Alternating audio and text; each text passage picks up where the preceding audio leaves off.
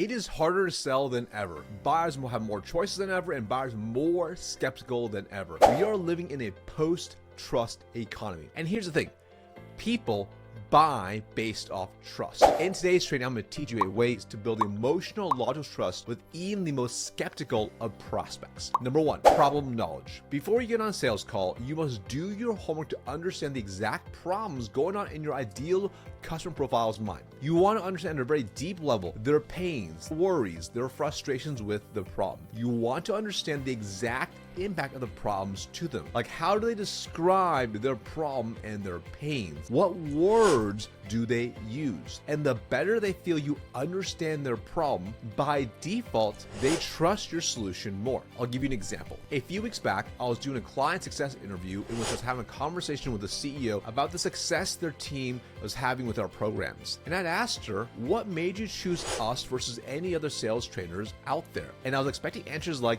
your track record, the testimonials, the platform, the program model, etc. And instead she said, we spoke to a lot of trainers, but you seem to understand my problem the best. I simply felt like you got us. Everything else you provide was just simply a bonus. So do your homework and get to know your prospects' problems far better than anybody else. Number two, industry knowledge. This does allow number one, but the better you understand the industry as a whole, the better conversations you can have. For example, if you're selling cybersecurity solutions to the healthcare space, do you have a good understanding of the industry? Are you using the right language and lingo for that space? This means taking the time to get educated. This may mean reading articles, watching videos, attending conferences, etc. For instance, when I first got started in sales, it was in the transportation and logistics space. I knew nothing about that space. So what did I do? I started getting trucking logistics magazines and periodicals to learn what's on their mind. I nerded out on knowledge. I took hours every week to study this, as I didn't want my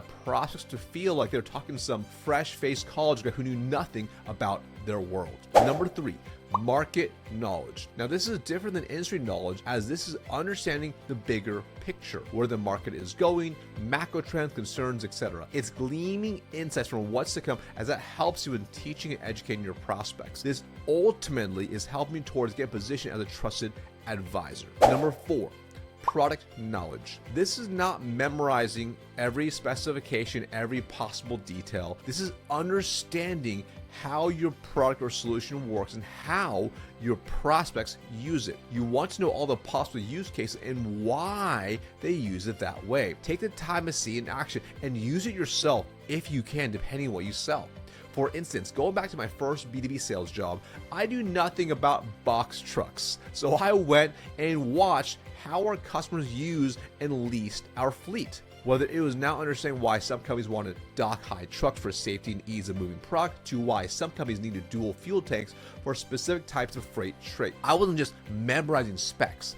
I was learning how the solution fit into their world, their use case, and how it solved their problems, or what issues would arise if it wasn't the right fit. By having the right product knowledge, this led to far better conversation trust going up. So with these first four of problem, industry, market, and product knowledge, it set me up for a foundation of trust. It's also worth mentioning that I took the time to study and learn about these proactively, as I wanted to be as a trusted advisor. Nobody told me to do it. Even though it took a few extra hours per week, it was well worth it for me, as it definitely helped my confidence and trust with prospects. Remember, preparation leads to precision. Number five, be honest, direct, and transparent. Now this may seem strange to include, but I find that most salespeople tend to beat around the bush and are resistant to being radically transparent. For example, let's say you sell a sales CRM tool and the prospect asks you, does it integrate with ActiveCampaign, our marketing automation software? Let's say it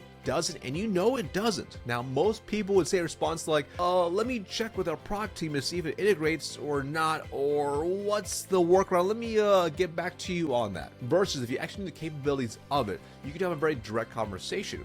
For instance, unfortunately, it does not. How important of a feature is that for you? Now, one is wishy-washy, while the other is clear and direct and is seeking to understand. The truth is, most prospects are used to meeting with salespeople who promise them the world and say yes to everything. When you do the opposite and are clear with who you work with, it's amazing how much trust builds. Let me give you another example. A few weeks back, I had a CEO reach out and book a call as he wanted me to train his team. After the first glance of the form he filled out, it looked to be a B2C team, which they're selling to consumers, which is not something I primarily train or work with. I reached out and let him know that probably didn't make sense to have a call, but he was adamant as he thought it was still worth a conversation. We get on the call and I immediately reshare my concern about the potentially B2C team and that I would not want to waste his time if it wasn't a good fit. This seemed to only get him more excited as he then wanted to share what he was looking for. The more I pushed back, the more he wanted it. I mean, before I'd even presented any of our programs, he was already mentally sold. The trust was super high, and I guarantee that part of it was my radical transparency in my sales process from the very get-go. Number 6. Don't speak poorly about the competition. There will be times where prospects will either ask you about your thoughts on competitors or they may start bad-mouthing them, making it almost easy to join in.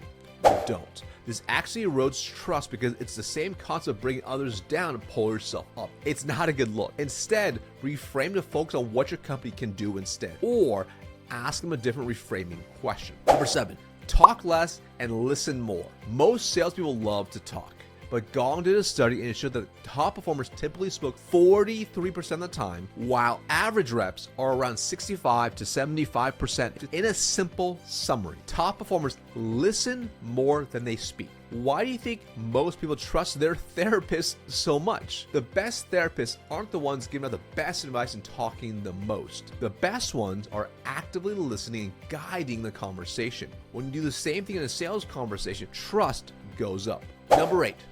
Be consistent. In my opinion, this is what's hardest for most people, which is to be consistent in everything you intend to do. For instance, if you promise you're going to email a tool or product sheet to them, do you do it by the time you promised? If you say you're going to fall by X date, do you actually fall accordingly? And I'll give you a really good example. There's a major food processing facility that took me months to break into, and after 6 months, I ended up losing this 1.5 million ACV deal to the incumbent, in which they signed a 3-year deal at a far cheaper price, like literally over 30% less. Now, I had great rapport with my champion, and I was definitely sad to lose the deal. Most average reps would just move on and forget about it. I decided to do the opposite. For the next 2 years, I'll reach out and provide value to the champion every 2 to 4 months. I was wildly consistent with it. After 2 years, we started to open up conversations again more seriously, and once the current contract was over,